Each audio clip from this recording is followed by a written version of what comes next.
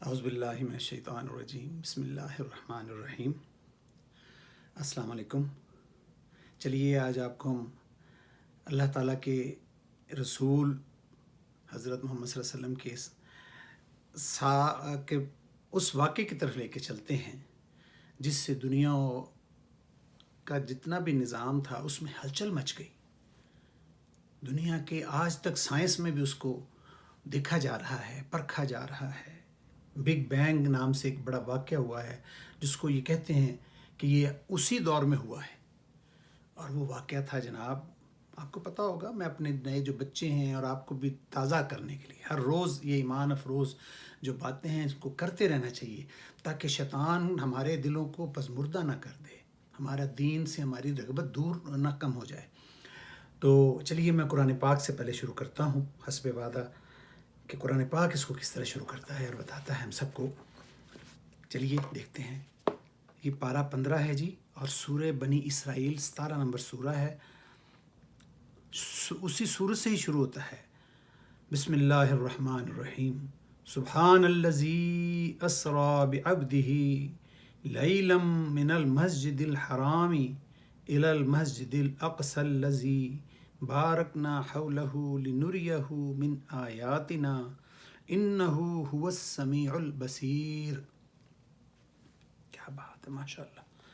اللہ پاک فرماتے ہیں پاک ہے وہ ذات، اللہ پاک اپنے بارے میں فرما رہے ہیں کہ پاک ہے وہ ذات جو ایک رات اپنے بندے کو مسجد الحرام سے مسجد اقصی تک، جس کے گردا گرد ہم نے برکتیں رکھی ہیں، لے گیا تاکہ ہم اسے اپنی قدرت کی نشانیاں دکھائیں، اور بے شک وہ سننے والا اور دیکھنے والا ہے۔ سبحان اللہ، سبحان اللہ۔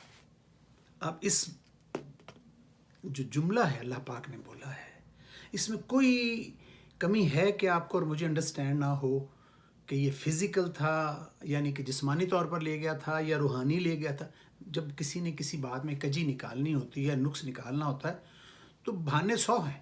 سیدھے لفظوں میں کہہ دیا ہے کہ اللہ تعالیٰ پاک ہے، وہ ایک رات اپنے بندے کو مسجد حرام سے مسجد اقصی لے گیا ہے تاکہ اسے اپنی نشانیاں اور اپنی قدرتیں دکھائے۔ یقیناً وہ بڑا دیکھنے والا رحیم و بصیر ہے، ہیں جی۔ اور کیا ہے، کلیئر بات کر دی، مگر لوگوں نے اس میں باتیں نکالی، اور زمانہ تو ایسا ہی ہے۔ مجھے بھی اگر کوئی بات کہہ دے کہ ابھی ساتھ میرا بھائی بیٹھا ہوا تھا اور وہ تو امریکہ سے ہو کے آ گیا ہے، تو سوال تو اٹھے گا، بات تو لوگ کریں گے۔ اور اس وقت جس وقت کے ابھی اسلام کو پھیلایا جا رہا ہے، حضور پہ طرح طرح کی آزمائشیں لوگ دے رہے ہیں، اور حضور نے بالکل ایک نیا کانسیپٹ وہاں پہ دے دیا ہے کہ آپ کے 20 50 100 اللہ نہیں ہے، بلکہ ایک ہی اللہ ہے۔ تمہارے سب بھگوانوں کی جگہ پہ ایک ہی اللہ ہے، ایک ہی بنانے والا ہے، ایک ہی مٹانے والا ہے، ایک ہی پھر دوبارہ زندہ کرے گا۔ تمہاری دین و دنیا میں جو کچھ ہو رہا ہے وہ ایک ہی اللہ ہے جو کرتا ہے۔ اور یہ تو بڑی لوگوں کی آزمائش تھی کہ انے سارے بھگوان اور اپنے جھوٹے خدا چھڈ کے ایک والے ٹر پئیے، وہ انے سارے رل کے نہیں ساڑیاں ضرورتاں پوریاں کرتے تو کلا کس طرح کرے گا۔ سو یہ بڑے ہی ٹیڑھے میڑے سوال تھے جو لوگوں کو یقین دلانے کے لیے بڑا مشکل تھا، اور آپ نے بڑی اہمیت و رحمت للعالمین نہیں ہوئے، اہمیت تو نہیں، ان کو اتنا بڑے درجے دیے گئے کہ اس اپنی آزمائشیں اور اپنا وقت پورا زندگی انہوں نے اسی کام پہ دے دی تھی۔ اللہ تعالیٰ نے ان کو اس کے لیے چن لیا تھا۔ تو میں چونکہ اسی واقعے کو ابھی سم اپ کرنا چاہتا ہوں، یہ تھوڑے منٹوں میں آپ کا وقت زیادہ نہیں لینا چاہتا، پھر بات لمبی ہو جاتی ہے تو پھر لوگ کہتے ہیں جی بڑے لمبے ویڈیو ہوتے ہیں، تو پھر وہ میں پھر کہتا ہوتا ہوں کئی دفعہ کہ 3 گھنٹے کی فلم دیکھی جاتی ہے، 10 15 20 منٹ کی ویڈیو میں آپ تھک جاتے ہیں۔ یہ بھی شیطان کا کمال ہے۔ تو چلیے آج اس واقعے پہ ہی رہتے ہیں، پھر باتیں ہوتی رہتی ہیں، آپ سے کرتے رہیں گے باتیں بھی۔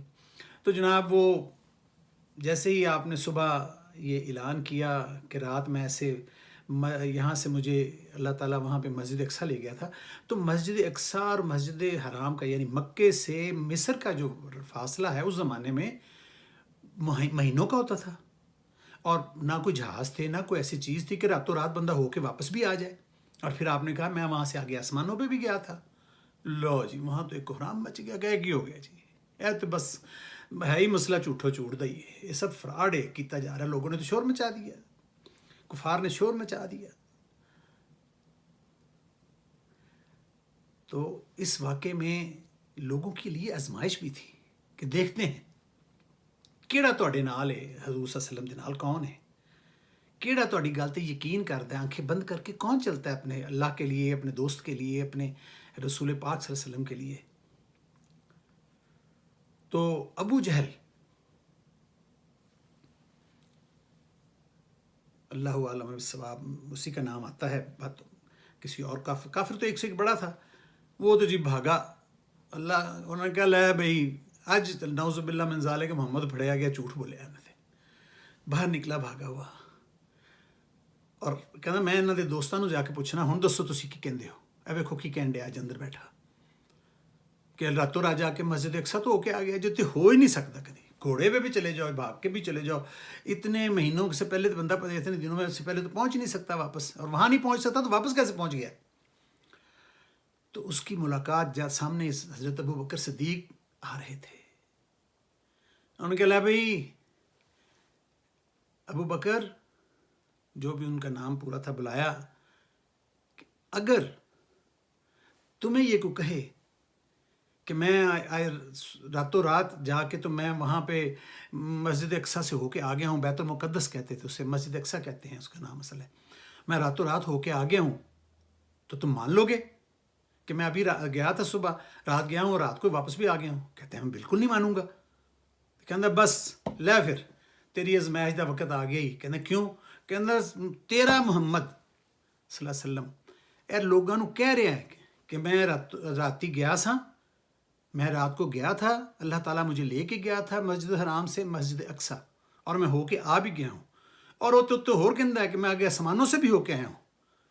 تو حضرت ابو بکر صدیق نے بلا توقف، بلا ایک لمحہ ضائع کیے بغیر اس منکر کو، کافر کو، ابو جہل کو کہا کہ اگر یہ بات میرے محمد صلی اللہ علیہ وسلم نے کہی ہے، اللہ کے نبی نے کہی ہے، تو یقیناً سچ ہے اور میں اس پہ ایمان لاتا ہوں، ایمان رکھتا ہوں. یہ بات سن کے کافر تو دل پلا اٹھا، بھاگا، شور مچایا، اور آپ سیدھے گئے، اور آپ تک یہ بات پہنچ چکی تھی کہ ابو جہل نے یہ ڈرامہ کیا ہے اور ابو بکر صدیق کو یہ کہا ہے. اور سب کے سامنے وہاں مجمع لگ گیا تھا بازار میں، تو سب کے سامنے ابو بکر نے یہ کہا ہے کہ اگر یہ محمد مصطفیٰ صلی اللہ علیہ وسلم نے کہی یہ بات، نبی آخر زمان نے یہ بات کہی ہے، تو میں یہ کہتا ہوں کہ وہ بالکل سچ ہے اور میں اس پہ ایمان لاتا ہوں. تو آپ نے اس وقت یہ حضرت ابو بکر کو صدیق کا لقب سے نوازا، صدیق کے لقب سے نوازا گیا. اسی لیے آج حضرت ابو بکر کو ابو بکر صدیق کہتے ہیں کہ سب سے پہلے آپ نے حضور صلی اللہ علیہ وسلم کے اس معراج کے واقعہ کی تصدیق کی تھی، سب کے سامنے تصدیق کی، کفار کا منہ توڑ دیا تھا اس وقت انہوں نے. اور یہی لقب سے قیامت کے روز تک جنت میں بھی ان کو جانا جائے گا. آپ کے دوستوں میں حضور صلی اللہ علیہ وسلم کے جو دوست ہیں، جن کو عشرہ مبشرہ کہتے ہیں، یعنی وہ 10 صحابی جن کو یہ دنیا میں ہی جنت کی وعید اور جنت کی خوشخبری دی گئی ہے، ان میں وہ سر فہرست ہیں. اسی لیے کہ ہر جگہ پہ آپ نے حضور صلی اللہ علیہ وسلم کی بات کو بلند و بالا کیا، سچا صاحب کہا، اور اللہ تعالیٰ نے آپ کو بھی اسی طرح کامیابیوں سے اور عزتوں سے نوازا. چلیے انشاءاللہ پھر باقی اس کے ساتھ جڑے اور واقعات سے بھی میں انشاءاللہ اگلے ویڈیو میں بھی آپ کو بتاتا ہوں. نماز پڑھ لیتے ہیں اور پھر میں حاضر ہوتا ہوں انشاءاللہ. اللہ حافظ و نگہبان. آپ بھی نماز پڑھیے، آپ کے پاس جس بھی نماز کا اس وقت ہے آپ بھی نماز پڑھیں، میں بھی نماز پڑھ کے انشاءاللہ حاضر ہوتا ہوں بھی، اور آپ سے اسی سے جڑے معراج شریف سے، معراج کے واقعے سے جڑے ایک دو اور واقعات سے آپ کو انشاءاللہ آپ کے ساتھ شیئر کرتا ہوں. اللہ حافظ و نگہبان.